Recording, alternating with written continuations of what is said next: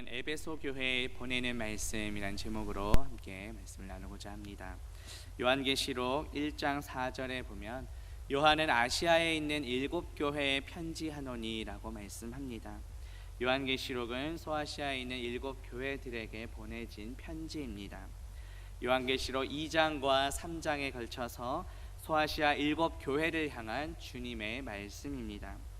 이 7교회는 역사적으로 실제로 존재했던 그런 교회들입니다. 요한계시록을 기록한 이 사도 요한이 에베소 지역을 중심으로 약 30년간 사역했던 교회들입니다. 소아시아 7교회는 사도 요한 당시 사역했던 교회일 뿐만 아니라 오늘날 모든 시대의 다양한 유형의 교회를 대표합니다. 오늘 본문은 그 7교회들 중에 첫 번째로 에베소 교회에 보내는 말씀입니다.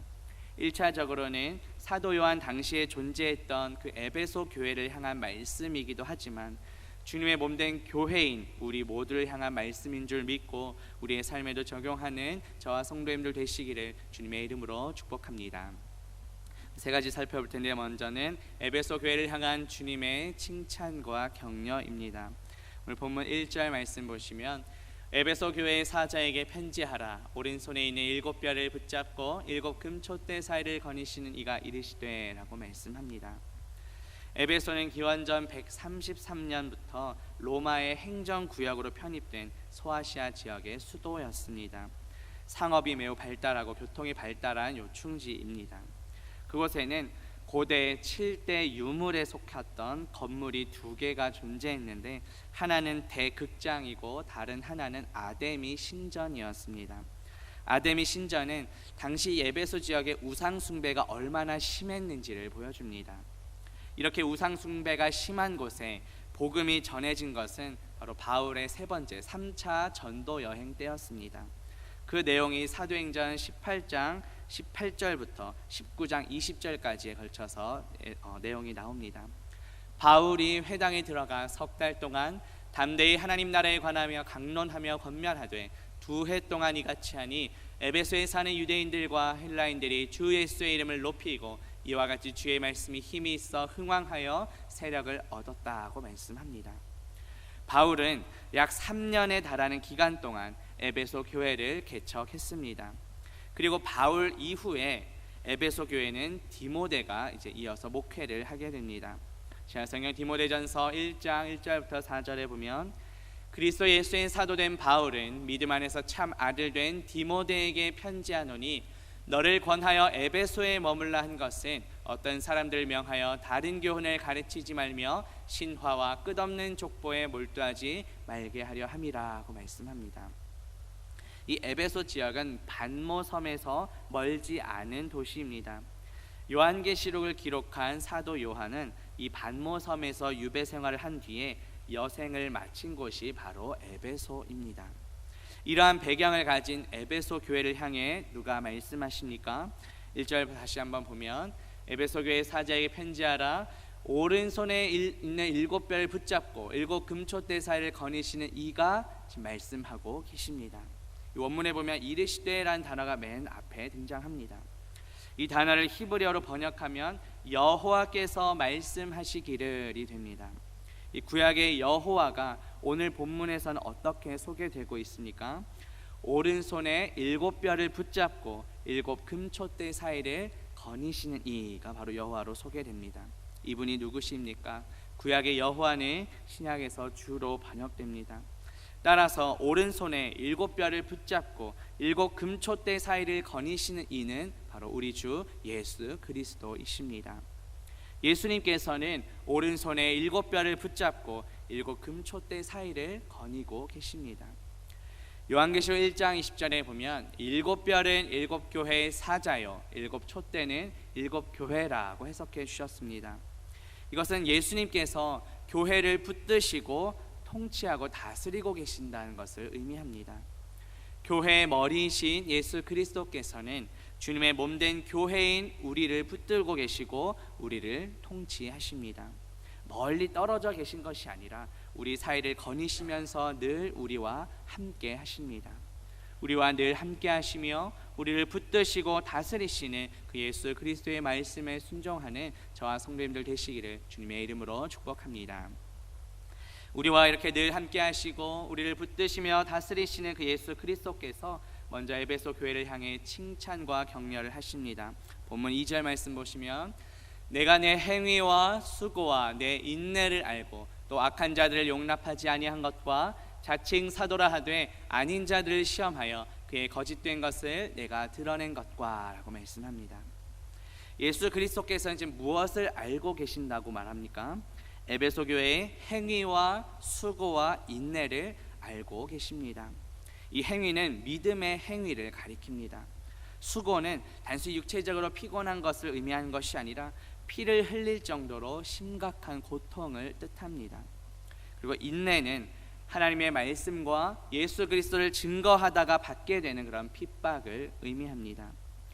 행위와 수고와 인내, 이 세 단어와 동일한 단어가 데살로니가전서 1장 3절에서도 등장합니다. 데살로니가전서 1장 3절에 보면 너희의 믿음의 역사와 사랑의 수고와 우리 주 예수 그리스도에 대한 소망의 인내를 우리 하나님 아버지 앞에서 끊임없이 기억함이니 라고 말합니다.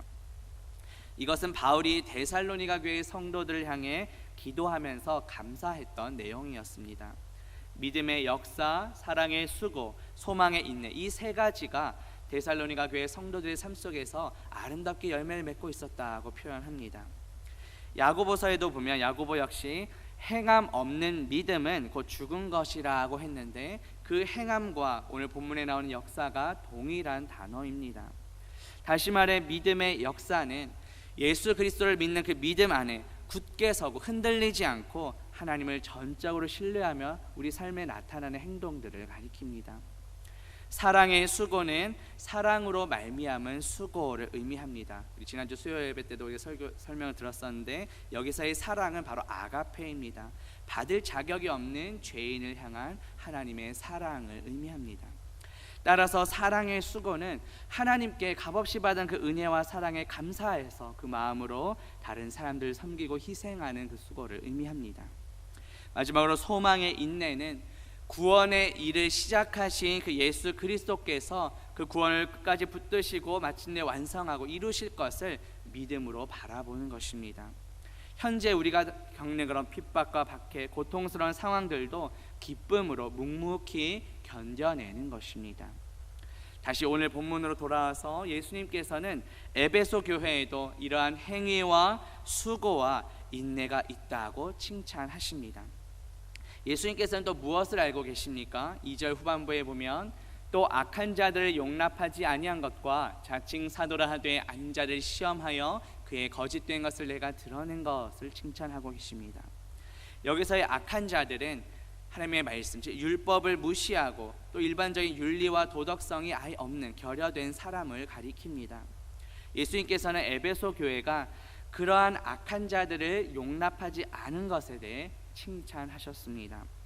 그리고 에베소 교회는 자칭 사도, 즉 그들을 시험하여 거짓된 것을 또 드러내었다고 말합니다. 이 자칭 사도는 사도가 아니면서 스스로 사도라고 칭했던 자들입니다. 그러한 자들이 교회 공동체 내에 침투해서 교회를 분열시키고 혼란스럽게 만들었습니다. 그런데 에베소 교회는 그러한 악한 자들의 거짓됨, 자칭 사도의 거짓됨을 드러내었기 때문에 지금 예수님의 칭찬을 받게 됩니다. 또 본문 3절에 보면 또 내가 참고 내 이름을 위하여 견디고 게으르지 아니한 것을 안다고 말씀하십니다. 예수님께서는 에베소 교인들이 예수님의 이름을 위하여 견디고 게으르지 아니했음을 칭찬하십니다. 주님 다시 오시는 그날까지 이 세상을 살아가는 동안 우리에게도 많은 환난이 있게 됨을 보여줍니다. 지금 이 요한계시록을 기록하는 이 사도 요한 역시 반모섬에 유배를 당한 상황입니다. 이미 이러한 환난을 겪고 있었습니다. 이 편지를 받게 된 에베소 교회뿐만 아니라 오늘날 우리 역시 예수 그리스도를 믿다가 고난도 받게 됨을 우리는 알아야 합니다. 그리고 묵묵히 그 고난도 감당해야 합니다. 게으르지 않았다는 것은 에베소 교인들이 예수 그리스도의 이름을 위해 고난을 감당함에 있어서 결코 낙심하지 않았음을 보여줍니다.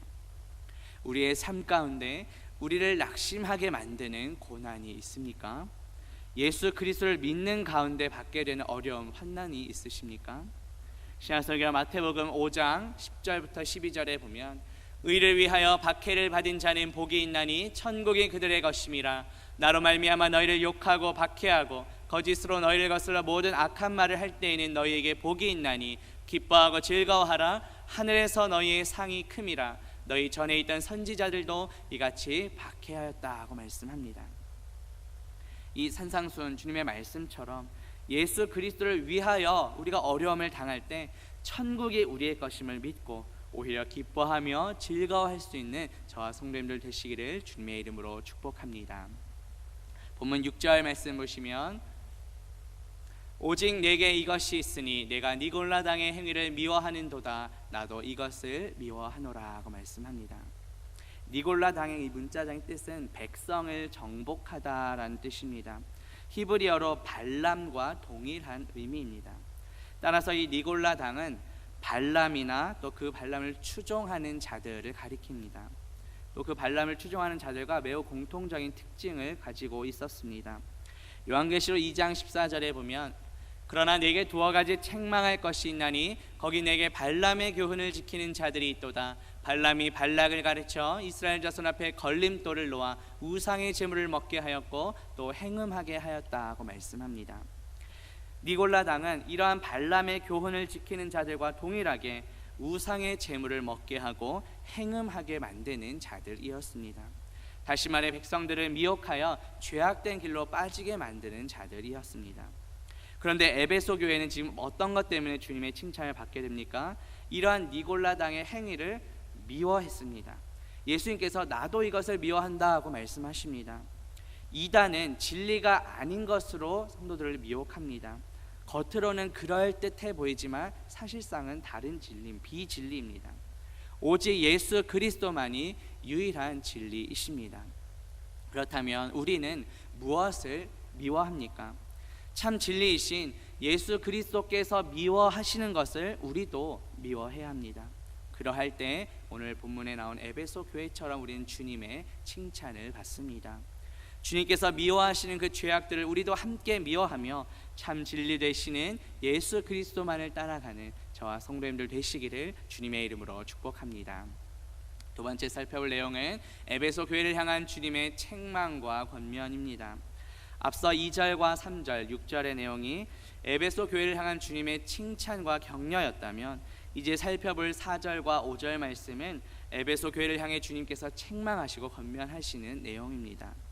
먼저 본문 4절 말씀 보시면 그러나 너를 책망할 것이 있나니 너의 처음 사랑을 버렸느니라고 말씀합니다. 앞서 많은 칭찬을 받았던 에베소 교회였지만 주님께 책망도 동시에 받았습니다. 그 책망의 내용이 무엇입니까? 에베소 교회가 처음 사랑을 버렸기 때문입니다. 에베소 교회는 정말 많은, 정말 탁월한 장점들이 많았음에도 불구하고 매우 치명적인 단점이 있었습니다. 원문에 보면 예수님께서는 내가 너를 대항해서, 대적해서 할 말이 있다는 뜻입니다. 에베소 교회는 처음 사랑을 버렸기 때문에 지금 주님의 책망을 듣습니다. 처음 에베소 교회가 세워졌을 때 그들의 모습은 어떠했을까요? 자발적으로 하나님께 가까이 가려는 헌신, 또 모든 일에 주님을 기쁘게 하려는 그런 마음들이 있었습니다. 그런데 지금의 모습은 어떻습니까? 그 이단들과 정말 오랜 투쟁으로 인해서 모든 열정이 사라진 상태입니다. 앞서 에베소 교회는 어떤 것으로 칭찬받았습니까? 행위와 수고와 인내로 칭찬을 받았습니다. 그런데 그러한 행위 속에 지금 처음 사랑이 빠져 있었다고 지적하십니다. 신약성경 고린도전서 13장 3절에 보면 내가 내게 있는 모든 것으로 구제하고 또 내 몸을 불사르게 해줄지라도 사랑이 없으면 내게 아무 유익이 없느니라 하고 말씀합니다. 이 고린도전서 13장은 우리가 잘 아는 사랑장으로도 불립니다. 이 고린도전서 13장의 핵심 내용이 무엇입니까? 우리가 아무리 훌륭한 구제나 어떤 행위를 한다 하더라도 그 안에 사랑이 없으면 아무런 소용이 없다는 말씀입니다. 오늘 본문에 나오는 이 에베소 교회 역시 오랜 시간 그 이단들과의 투쟁 속에서 어쩌면 신학적으로 또 윤리적으로 좀 매우 엄격하고 정말 그런 준엄한 기준이 있었을 것입니다. 그런데 그 안에 훨씬 더 중요한 사랑이 빠져 있었습니다. 우리는 믿음을 지키는 것도 중요하고 또 신학적으로 정통적인 그런 교리를 잘 지키는 것도 매우 중요합니다. 그런데 그 안에 사랑이 빠져 있으면 그 엄격한 기준을 가지고 잣대를 가지고 다른 사람을 판단하고 정죄하는 도구로 사용될 수도 있습니다. 그렇다면 우리가 가져야 할 사랑은 무엇일까요? 신약성경 요한 1서 4장 9절부터 11절에 보면 하나님의 사랑이 우리에게 이렇게 나타난 바 되었으니 하나님의 자기의 독생자를 세상에 보내심은 그로 말미암아 우리를 살리려 하심이라. 사랑은 여기 있으니 우리가 하나님을 사랑한 것이 아니요 하나님이 우리를 사랑하사 우리 죄를 속하기 위하여 화목제물로 그 아들을 보내셨습니다. 사랑하는 자들아 하나님이 이같이 우리를 사랑하셨은즉 우리도 서로 사랑하는 것이 마땅하도다 라고 말씀합니다. 하나님의 사랑은 독생자 예수 그리스도를 우리에게 보내주심으로 우리에게 나타났습니다. 하나님이 곧 사랑이십니다. 하나님이 우리를 이렇게 사랑하시기 때문에 우리도 서로 사랑하는 것이 마땅하다고 성경은 말씀합니다. 혹시나 바른 이 교리 어떤 기준을 지키려다가 더 중요한 사랑까지 놓쳐버리진 않았는지 돌아봅시다. 하나님의 이 사랑 안에서 진리이신 예수 그리스도를 전하는 저와 성도님들 되시기를 주님의 이름으로 축복합니다. 본문 5절 말씀 보시면 그러므로 어디서 떨어졌는지를 생각하고 회개하여 처음 행위를 가지라. 만일 그리하지 아니하고 회개하지 아니하면 내가 네게 가서 내 촛대를 그 자리에서 옮기리라 하고 말씀합니다. 예수님께서는 처음 사랑을 잃어버린 에베소 교회를 향해 몇 가지 처방을 내려주십니다. 처방은 총 3단계로 이루어져 있습니다. 첫째는 어디서 떨어졌는지를 생각하라. 둘째는 회개하라. 셋째는 처음 행위를 가지라입니다. 먼저 에베소 교회는 그들이 어디서 떨어졌는지를 생각해야 했습니다. 이 떨어진다는 것이 추락하다는 것인데 신앙의 타락을 의미합니다. 본래 가지고 있던 처음 사랑을 버린 것을 의미합니다. 하나님을 향한 사랑에서 떨어져 있는, 멀리 떨어져 있는 자신의 모습을 인정하고 내가 지금 하나님과의 관계에서 얼마나 떨어져 왔는지를 생각해야 합니다. 그런데 이 생각하다가 현재형으로 되어 있습니다. 한번 생각하고 딱 그치는 것이 아니라 계속해서 반복하여 생각하라는 뜻입니다. 이러한 과정 가운데 두 번째 단계는 바로 회개입니다. 회개는 그냥 단순히 뉘우침만이 아니라 우리의 지성과 감정과 의지를 다 동반해서 전 인격적인 회개를 의미합니다. 이러한 회개를 통해 마지막 세 번째 단계는 처음 행위를 가지라고 말씀하십니다. 처음 행위는 앞서 4절에 나온 처음 사랑을 의미합니다. 회개로 딱 끝나는 것이 아니라 그 이후에 사랑의 행위로 나타나야 함을 말씀합니다. 에베소 교회가 자신의 상태를 이렇게 깊이 생각하고 회개하여 처음 사랑을 회복하지 않으면 예수님께서 어떻게 하시겠다고 말씀하십니까? 5절 후반부에 보면 내가 내게 가서 내 촛대를 그 자리에서 옮기리라 하고 말씀하십니다. 앞서 촛대는 교회를 상징한다고 말씀드렸습니다. 따라서 이 5절에 나온 촛대는 바로 에베소 교회를 가리킵니다. 옮긴다는 것은 제거하다, 또 밀어버리다라는 뜻입니다. 에베소 교회가 지금 예수님께서 알려주신, 처방해 주신 그 말씀대로 순종하지 않으면 그 에베소 교회를 제거해 버리시겠다, 그 역사에서 완전 없애버리시겠다는 아주 강한 경고입니다. 앞서 예수 그리스도는 7뼈를 붙잡고 7 금촛대 사이를 거니시는 분으로 소개되었습니다. 예수 그리스도께서는 교회의 머리이시며 주인이십니다. 따라서 교회를 제거해버리는 권한도 있으십니다. 에베소 교회는 이단을 미워하고 몰아내는 아주 정통 교리가 확실한 그런 교회였습니다. 하지만 그 안에 교회의 정말 본질이라 할 수 있는 정말 그 중요한 사랑을 잃어버렸기 때문에 차라리 예수님은 너 역사에서 제거해버리시겠다고 지금 강하게 말씀하고 계십니다. 예수님은 교회의 머리이시며 교회의 주인이십니다. 그리고 우리는 주님의 몸된 교회입니다. 그래서 예수 그리스도는 우리의 머리이시며 우리의 주인이십니다. 우리 안에 예수 그리스도의 사랑이 없다면 오늘 본문과 나온 에베소 교회와 동일한 책망을 받게 될 것입니다. 주님과의 관계가 얼마나 떨어졌는지를 생각하고 돌아보고 회개하여 처음 사랑을 회복하는 저와 성도님들 되시기를 주님의 이름으로 축복합니다. 마지막 세 번째 살펴볼 내용은 우리를 향한 주님의 명령과 약속입니다. 본문 7절 말씀 보시면 귀 있는 자는 성령이 교회들에게 하시는 말씀을 들을지어다. 이기는 그에게는 내가 하나님의 낙원에 있는 생명나무의 열매를 주어 먹게 하리라 고 말씀합니다. 오늘 설교의 제목은 에베소 교회에 보내는 말씀입니다. 그런데 오늘 본문은 당시 사도 요한 당시에 실제로 존재했던 그 에베소 교회만을 위한 말씀은 아닙니다. 에베소 교회를 비롯하여 오늘날 모든 교회, 즉 주님의 몸된 교회로 부르심 받은 우리 모두를 향한 주님의 말씀입니다. 귀 있는 자는 성령이 교회들에게 하시는 말씀을 들을지어다 라고 말씀합니다. 이것은 예수 그리스도의 말씀이 곧 성령의 말씀임을 보여줍니다. 성령은 예수 그리스도의 영이십니다. 모든 하나님의 말씀은 성령으로 감동되어 기록되어졌습니다. 이 성령을 통해 교회인 우리에게 주시는 말씀이 무엇입니까? 이기는 그에게는 내가 하나님의 낙원에 있는 생명나무의 열매를 주어 먹게 하리라고 말씀하십니다. 이 이긴다 역시 현재형으로 되어 있습니다. 계속해서 이기는 자를 가리킵니다. 동일한 단어가 요한계시록 21장 7절에 보면 이기는 자는 이것들을 상속으로 받으리라. 나는 그의 하나님이 되고 그는 내 아들이 되리라고 말씀합니다.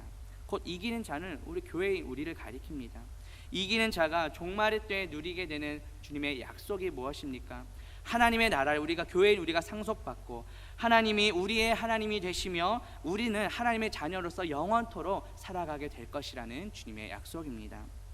이미 예수 그리스도께서 이 땅에 오심으로 하나님 나라가 임했고 예수 그리스도께서 십자가에서 죽으시고 부활하심으로 이미 우리는 하나님의 자녀가 되었습니다. 주님 다시 오신 그날 종말의 때에 궁극적으로 이 약속의 말씀이 완전히 성취가 될 것을 말씀하는 것입니다. 우리를 비롯하여 모든 교회를 향한 주어진 약속이 무엇입니까? 7절 후반부에 보시면 이기는 그에게는 내가 하나님의 낙원에 있는 생명나무의 열매를 주어 먹게 하리라 하고 말씀합니다. 이 낙원으로 번역된 파라데이소는 동산 그리고 정원이라는 뜻입니다. 이 낙원은 태초에 하나님께서 아담과 하와를 위해 창설하신 그 에덴 동산을 가리킵니다. 구약성경 창세기 2장 8절과 9절에 보면 여호와 하나님이 동방의 에덴의 동산을 창설하시고 그 지으신 사람을 거기 두시니라. 여호와 하나님이 그 땅에서 보기에 아름답고 먹기에 좋은 나무가 나게 하시니 동산 가운데에는 생명나무와 선악을 알게 하는 나무도 있더라고 말씀합니다. 우리가 흔히 그 에덴 동산하면 선악과만 생각하기 쉬운데 분명히 그 에덴 동산에 생명나무도 있었다고 말씀합니다. 태초에 아담과 하와는 하나님께서 창설하신 그 에덴 동산에 살고 있었습니다. 그 동산 가운데에는 이 생명나무와 선악을 알게 하는 나무가 있었습니다. 그런데 우리가 잘 아는 대로 하나님께서 먹지 말라고 하신 그 선악을 알게 하는 나무의 열매를 따먹고 결국 아담과 하와는 에덴 동산에서 쫓겨나게 됩니다. 창세기 3장 22절 24절에 보면 여호와 하나님이 이르시되 보라 이 사람이 선악을 아는 일에 우리 중 하나같이 되었으니 그가 그의 손을 들어 생명나무 열매도 따먹고 영생할까 하노라 하시고 이같이 하나님이 그 사람을 쫓아내시고 에덴 동산 동쪽의 그룹들과 두루 도는 불칼을 두어 생명나무의 길을 지키게 하셨다 하고 말씀합니다. 이때부터 모든 인간은 죄악 가운데 태어나고 죄로 인해 모든 사람은 죽음을 맞이하게 되었습니다. 한 사람이 아담의 범죄로 인해 우리 모두가 죄인이 되었습니다. 그런데 둘째 아담이신 예수 그리스도를 통해 우리는 모두 구원을 받았습니다. 신약성경 로마서 5장 19절에 보면 한 사람이 순종하지 아니함으로 많은 사람이 죄인 된 것 같이 한 사람이 순종하심으로 많은 사람이 의인이 되었다고 말씀합니다. 또 고린도전서 15장 22절에 보면 아담 안에서 모든 사람이 죽은 것 같이 그리스도 안에서 모든 사람이 삶을 얻었다고 말씀합니다. 한 사람, 아담이 불순종함으로 우리가 죄인이 되었고 모두 죽게 되었습니다. 그런데 둘째 아담이신 예수 그리스도께서 십자가에서 죽기까지 복종하심으로 우리에게 영원한 생명을 주셨습니다. 우리는 예수 그리스도와 연합하여 우리 모든 죄악된 옛사람은 이제 십자가에 다 종결되었고 예수 그리스도의 부활과 함께 우리는 영원한 생명을 얻게 되었습니다. 예수 그리스도께서는 사망 권세를 이기시고 부활 승리하셨습니다. 따라서 우리 예수 그리스도 연합되었기에 우리가 이제 이기는 자가 된 것입니다. 우리는 이미 승리가 보장된 싸움을 싸우고 있습니다. 오늘 본문에서 사도 요한은 태초에 에덴 동산에 있었던 그 생명나무의 열매를 장차 이제 새 하늘과 새 땅에서 보게 될 그 생명나무의 열매로 이제 전환시킵니다. 오늘 에베소 교회와 또 우리 모두를 향한 그 주님의 약속은 장차 거룩한 성 새 예루살렘에서 완전히 성취가 될 것입니다. 요한계시록 22장 2절에 보면 강 좌우에 생명나무가 있어 12가지 열매를 맺되 달마다 그 열매를 맺고 그 나무 잎사귀들은 만국을 치료하기 위하여 있더라고 말씀합니다. 태초에 아담 한 사람의 범죄로 인해 그 생명나무가 있던 에덴 동산에서 쫓겨났었는데 그 생명나무 그 자체이신 예수님이 우리 안에 영원한 생명을 주셨고 장차 주님이 다시 오신 그 종말의 때에 우리는 영원한 그 새하늘과 새 땅 거룩한 성 새 예루살렘에서 생명나무 되시는 예수님과 동행하며 살게 될 것이다 라는 말씀입니다. 다시 에덴을 회복시켜 주시겠다는 약속의 말씀입니다. 이미 예수 그리스도의 십자가의 죽으심과 부활을 통해 우리는 이미 회복되었습니다. 그리고 장차 재림하셔서 우리를 영원한 그 천국으로 데려가실 때 이 주님의 약속의 말씀이 궁극적으로 성취될 것입니다. 우리는 하나님의 낙원에 있는 생명나무의 열매를 먹으며 영원토록 주님과 교제하게 될 것입니다. 우리가 신앙생활 하다 보면 이런 의문이 들거나 또 이런 질문을 받을 때가 있습니다. 이 땅에서 살 때는 그냥 내 멋대로 살다가 죽기 직전에 예수님 믿고 천국 가면 되는 거 아닌가? 아마 이런 질문 들어보신 적 있을 것입니다. 물론 구원의 주권은 예수 그리스도께 있습니다. 우리의 어떤 행위와는 상관없이 예수 그리스도를 믿는 믿음으로 우리가 구원받는 것은 분명합니다. 그 믿음조차도 하나님께서 은혜로 주시는 것이기에 우리의 구원의 시작과 과정과 완성이 모두 주 예수 그리스도의 손에 달려 있습니다. 그런데 그렇다고 해서 이미 하나님의 은혜로 구원받은 우리가 주님 다시 오시는 그날까지 그냥 내 멋대로 살아도 되는 것일까요? 예수님께서 이 땅에 오신 이유가 무엇일까요? 신약성경 요한복음 10장 10절에 보면 내가 온 것은 양으로 생명을 얻게 하고 더 풍성히 얻게 하려는 것이라고 말씀합니다. 단지 죽기 직전에 그냥 구원받고 천국 가도록 하기 위해 오신 것이 아니라 이 땅에서 사는 날 동안 그 생명이신 예수 그리스도와 동행하며 예수 그리스도의 풍성한 은혜와 생명을 누리도록 풍성히 누리도록 하기 위해 예수님께서 오신 것입니다. 우리는 주님 다시 오시는 그날까지 이런 주님의 풍성한 은혜와 생명과 사랑을 누리고 또 나누며 살아가야 합니다. 본문에 나오는 촛대는 교회를 상징한다고 말씀드렸습니다. 따라서 주님의 몸된 교회인 우리는 주님의 빛을 비추는 촛대의 사명을 감당해야 합니다. 신약성경 마태복음 5장 15절 16절 보면 사람이 등불을 켜서 말 아래에 두지 아니하고 등경 위에 두나니 이러므로 집 안 모든 사람에게 비치느니라. 이같이 너희 빛이 사람 앞에 비치게 하여 그들로 너희 착한 행실을 보고 하늘에 계신 너희 아버지께 영광을 돌리게 하라고 말씀합니다. 요한계시록에 나오는 촛대와 오늘 마태복음 5장에 나오는 이 등경이 같은 단어입니다. 우리는 살아가면서 주님의 빛을 비추어야 하는데 그것이 착한 행실로 나타나야 합니다. 그런데 여기서 중요한 것이 있습니다. 우리는 구원을 받기 위해 착한 행실을 하는 것이 아니라 아무런 자격 없는 우리에게 값없이 구원의 은혜를 베풀어 주셨기에 그 은혜와 사랑에 감사하여 착한 행실의 빛을 비추어야 합니다.